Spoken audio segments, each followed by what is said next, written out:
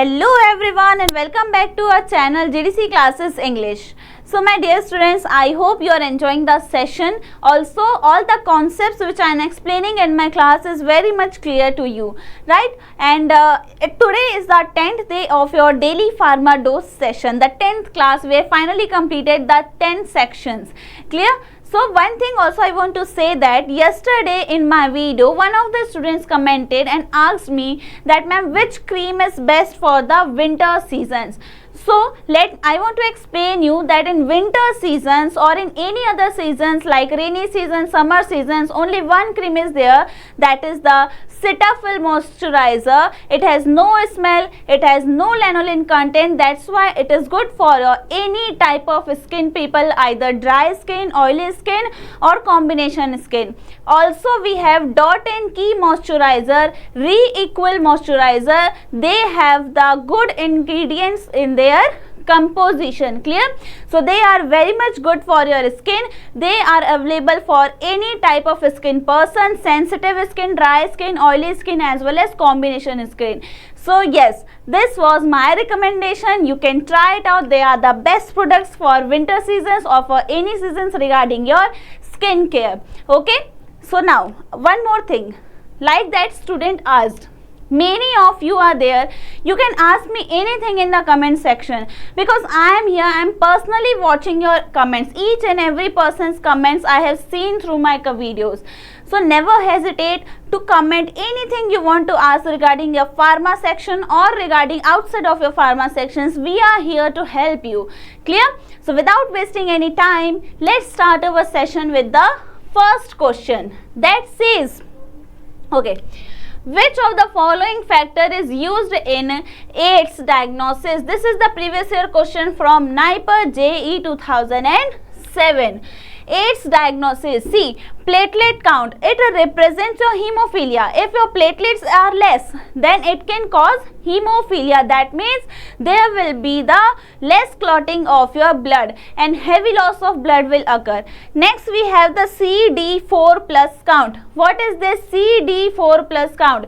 It is used to diagnose or track your AIDS progression. Clear? This is a type of WBCs, T helper cells targeted by HIV.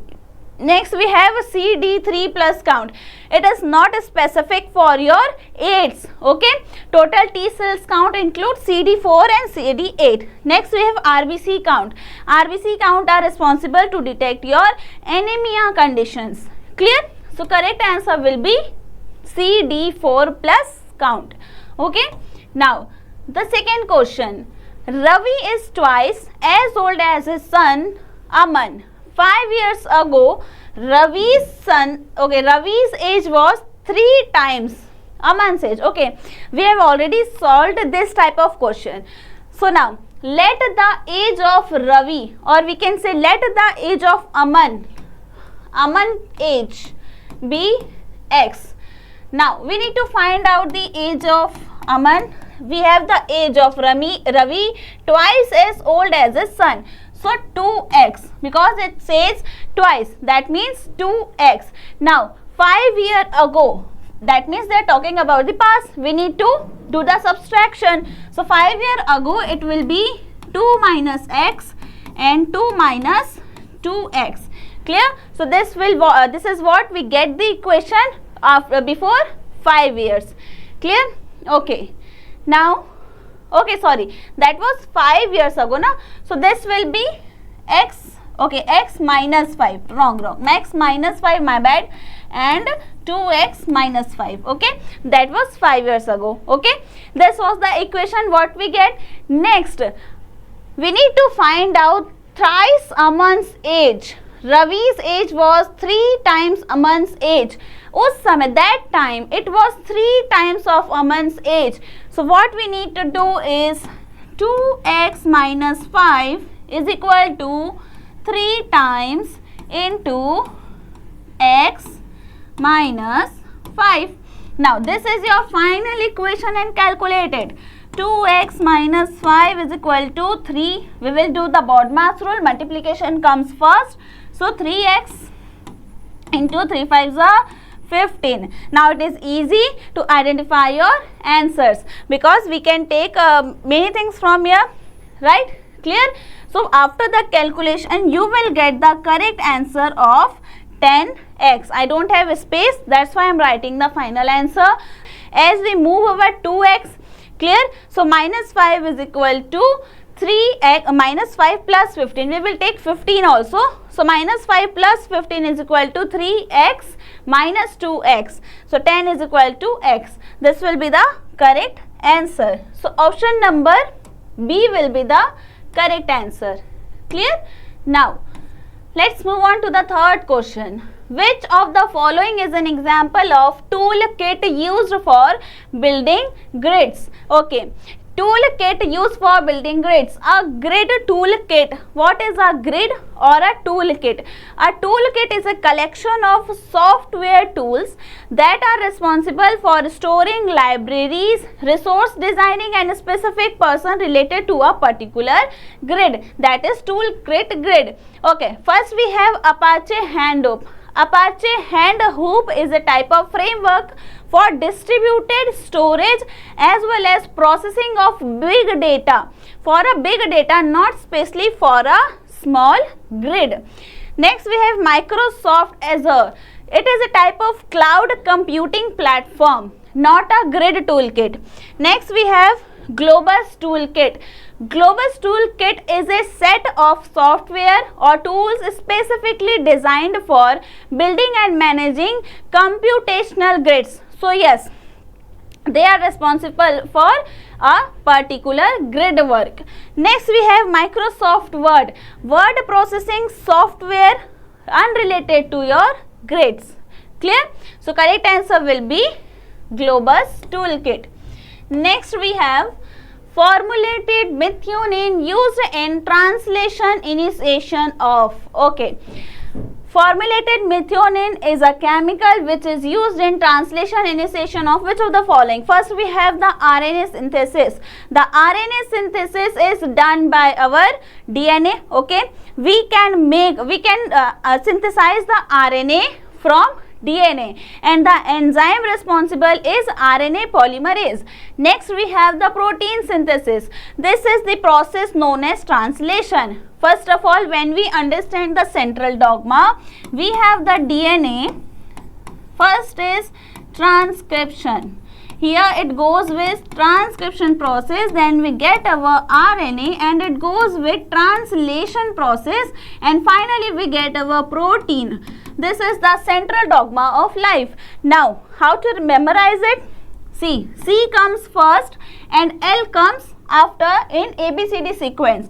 So, C will be the first step and L will be the second step. Transcription is the first one, translation is the after process. Clear? So, protein synthesis happens by our translation process. Clear? Where amino acids are joined to form a proteins. In prokaryotes, the first amino acid used to start making a protein is formulated methionine. Clear? This is carried by a special tRNA, transfer RNA, that recognizes the starting codon AUG and forms and initiates the translation process for the formation of the proteins. Next we have the DNA synthesis. DNA synthesis is specifically means making a new DNA strand from a existing one and the enzyme responsible for DNA making is DNA polymerase. Clear? So amino acids like methionine are not involved in this particular process. Here nucleotides are involved. Clear? So correct answer will be our option number B, protein synthesis. Okay, as the name says, translation is responsible for making of protein from RNA. So there will no RNA synthesis, no DNA synthesis, directly protein synthesis. Okay, now next question. Dash is a non-opioid analgesic. What do you mean by non-opioid? Non-opioid means the analgesics which doesn't have a drowsiness effect. Non-alcoholic opioids are known as non-opioid analgesic. The first option says bupropion, that is a partial agonist, opioid agonist. Clear? And it is a type of opioid analgesic. Next we have pentazocine. This is also a type of opioid analgesic and it works by mixed agonist and antagonist opioids. Meptazinol. Meptazinol is also a type of opioid analgesic. Clear? Next we have NSAIDs. The name itself says non-steroidal. Non-steroidal, they are a type of non-opioid analgesics. They inhibits the prostaglandin synthesis via COX enzyme inhibition. Clear? So correct answer will be option number D. Nice. Now let's move on with our next question. What is the synonym of Rauwolfia? This is the previous year question from Haryana Pharmacist 2017. Rauwolfia. It is a very easy one. As we know, the Rauwolfia is known as Rauwolfia serpentina. This is the common name and it is known as Indian snake root. Rauwolfia is known as Indian snake root. Clear? It is a type of, I think, tranquilizers used in the ancient times to tranquilize the animals with their bow and arrow. In their arrow there was some amount of Indian snake root. Okay, now in the comment section you need to answer about these three options, that what are the common name of these three: henbane, deadly nightshade leaf and green hellebore. I will watch each and everyone's comments. After seeing your comments, I can assume that yes, you are watching my sessions with the full patience. So comment me the three correct answers of these options. I need to know about the common name, or we can say botanical name. Clear? Fine. Now let's move on to our seventh question. Arrange the jumbled parts to make a meaningful sentence. Gujarat Pharmacist 2018 previous year question. Covered with snow during winter, the valley remains thick blanket of. These are the jumbled words and we need to phrase a meaningful sentence. Clear? So just frame it and also comment the answer. Till then I am also framing the sentence. I think according to me, the valley remains covered with thick blanket of snow during winters. So according to me, 1, 2, 3. The third word will be the first one. So in my option I have yes, the valley covered with will be 1, thick blanket 4 and snow during the winter 2. So according to me, yes, option number D will be the correct answer. Now, eighth question. Boric acid is used in medicines to treat which of the following? Okay. Boric acid, they are used as an additives in our medicaments. Clear? So in treatment of cervical cancer, boric acid is not used an anti-cancer agent. In treatment of fever in children, it is toxic if ingested. So they are not used in treatment of fever. In mouthwash and lotion in the treatment of fungal infection, boric is a type of mild antiseptic and an antifungal agent. So yes, they will be always used in our mouthwash and in our lotions so that they can treat our fungal infections. Next we have in the treatment of diabetes. They have no role in our diabetes management. So correct answer will be option number C. Okay. Now the question number 9. Among the propellants used in aerosols, one of the following is used for topical pharmaceutical aerosols. Okay, among these propellants are the products that helps the aerosols to come proper out of the can. Clear? By making a spray. So propellants used in aerosol is following for topical pharmaceutical. The specific is for topical preparations. We have trichloromonofluoromethane. Trichloromonofluoromethane, the type of propellant is chlorofluorocarbon, and also they are used in inhalational aerosols. The one we inhale is your inhalational aerosols.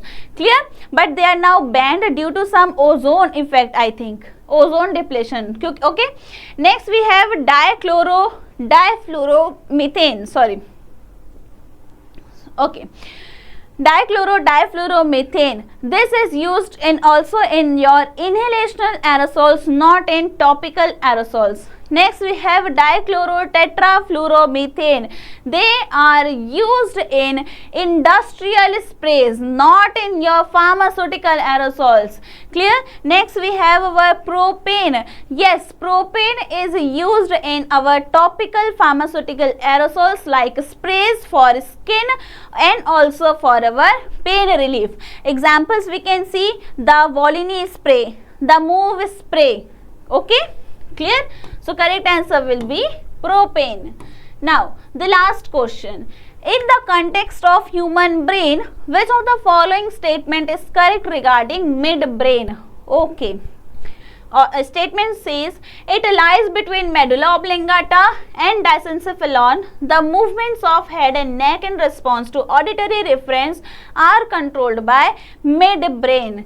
So what will be the correct answer? Comment me in the comment section and we will deal with the correct answer in the next class. By the name, I will just show the name of, I will just simply pronounce the name of the students, those who have commented me the correct answer. So this is the question of the day. Also you need to answer me the botanical name of those three options. So this is the task for today's session. Comment down the correct answer, share it with your friends, and all the very best with your preparations.